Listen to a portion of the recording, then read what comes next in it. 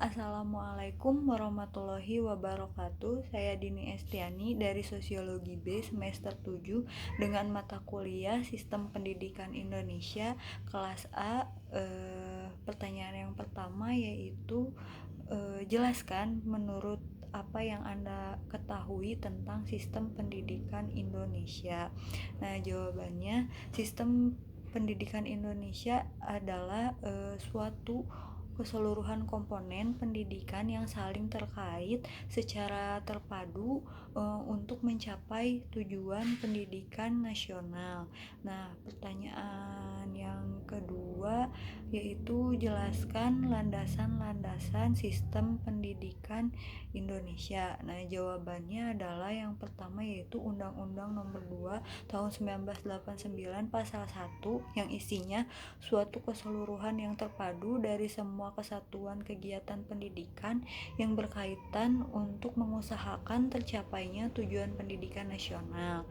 Nah, landasan yang kedua yaitu Undang-Undang Nomor 20 Tahun 2003 yang isinya sistem pendidikan nasional harus mampu menjamin pemerataan kesempatan pendidikan, peningkatan mutu serta relevansi dan efisiensi manajemen pendidikan untuk menghadapi tantangan sesuai dengan tuntutan perubahan kehidupan lokal, nasional dan juga global, sehingga perlu dilakukan pembaharuan pendidikan secara terencana, terarah dan berkesinambungan.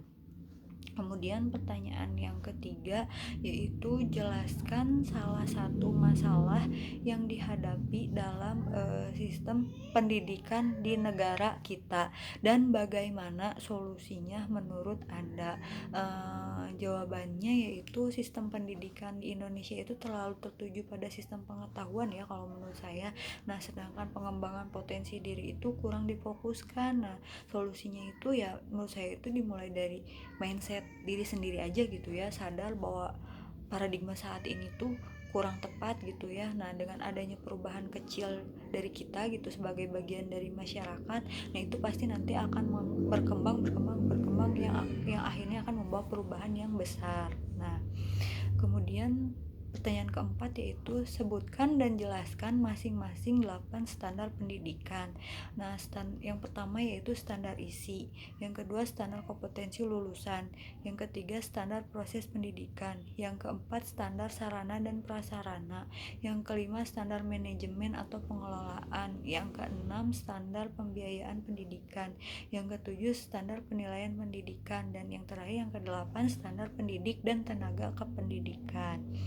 Yang kelima, pertanyaan kelima yaitu sistem pendidikan Indonesia itu harus berpangkal pendidikan keindonesiaan yang mampu mengangkat kearifan lokal yang kita miliki untuk mampu bersaing pada tingkat global. Nah, jelaskan apa saja contohnya. Nah, contohnya menurut saya itu yaitu pendidikan karakter di sekolah. Nah, dengan adanya pendidikan karakter di sekolah ini diharapkan kearifan lokal yang tertuang dalam pendidikan karakter itu akan memperkokoh rasa cinta dan bangga terhadap budaya bangsa sendiri, karena saat ini kan kita lagi marak-maraknya tuh budaya barat yang sedang berkembang. Nah, pendidikan berbasis kearifan lokal juga diharapkan dapat terlaksana dengan bisa memanfaatkan keunggulan lokal dan global juga dalam berbagai aspek seperti aspek ekonomi, seni budaya, sumber daya manusia, bahasa, teknologi informasi dan komunikasi yang dimasukkan ke dalam kurikulum sekolah yang pada akhirnya akan bermanfaat bagi pengembangan kompetensi peserta didik. Nah, yang bisa dimanfaatkan untuk persaingan global.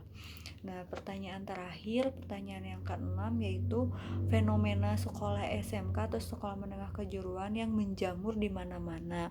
Setuju atau tidak? Jelaskan alasannya menurut Anda. Nah, kalau menurut saya sih setuju-setuju saja, karena sekolah SMK itu terdapat banyak program keahlian ya. Nah, dari program keahlian itu juga kita dapat mengembangkan potensi yang ada dalam diri kita. Nah, terus kan selain itu juga SMK itu berorientasi pada pembekalan siswa dalam memasuki lapangan pekerjaan. Nah, dari situ kita bisa mempersiapkan diri bagaimana nanti di lapangan pekerjaan. Nah, sekian dari saya. Mohon maaf apabila ada kesalahan. Wassalamualaikum warahmatullahi wabarakatuh.